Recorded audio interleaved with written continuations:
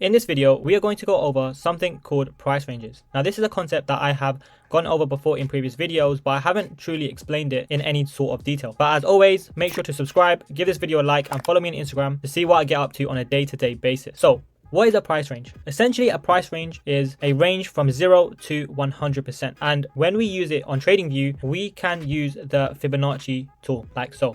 But we need to modify it in this way. So as you can see, I have the 0% marked out, the 0.5% or the 50%, and the 100% or the 1 marked out. And that's all we need, because it's very simple what we need to find out. We need to find out if price is in a discount or if price is in a premium. So how do we find out whether price is in a discount or if price is in a premium? So looking at this example, we can see where price is in a discount and where price is in a premium.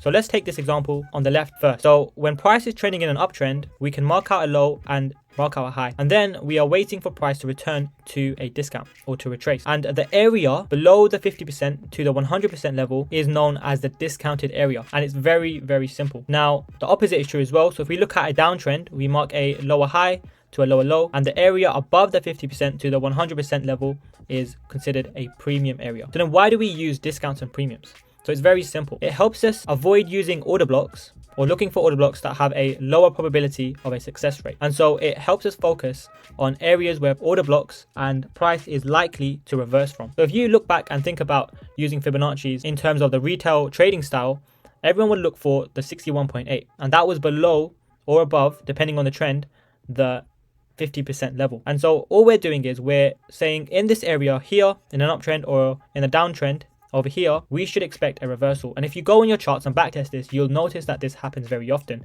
And then you'll notice that price generally comes back, fulfills this discount or premium requirement, taps into an order block, and then reverses. So now let's have a look at a couple of examples that go over this. So in this example, it's very easy to mark out what we need to, and using price ranges is very easy. So here's a high and here's a lower low. So let's mark those out like so. So here we go. And now we are looking for price to return to a premium. So we would wait, price returns to a premium, and then we're looking for an order block for price to react from. And as we can see, we have this one here. So we would have marked out this area like so, pull it across, and then taking a trade would have been very easy, setting your entry around here. Or if you were looking for a reaction, you could look for a reaction, stops just above, and your target at a minimum would be here. And as you can see, that's a 5.46, or you could, hold it lower because you're expecting prices to go lower. Okay, so over here, we can see another example. It's not as straightforward as the previous one, but once I go through it, maybe it will seem a lot more clearer. So here we have a low. So let me mark that out. And then we have a high from it there. Now what we can see is price pushes up and then begins to retrace. Now what we're doing is we're looking for an order block, and sometimes you will notice that the order block or the point of interest that you're looking at is actually the extreme. So in this case, it is the extreme, and you would wait for this one to be tapped. And as we can see, price returns to a discount. You can take the trade, and then you would have made a nice amount of profit. So if we just say how much we would have done in this scenario, we can see we would have got a nice 1 to 6.85. Those of you that are thinking, what about this POI over here? The reason why you wouldn't take it is because if we start to drop down to lower time frames, we can see that there's actually a ton of liquidity being built up over here.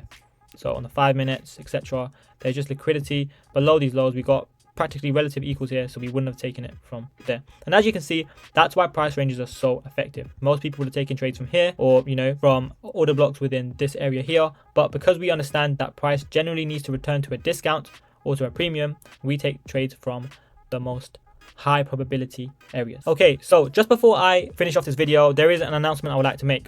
At 500 subscribers on my YouTube channel, I will be releasing a free Discord.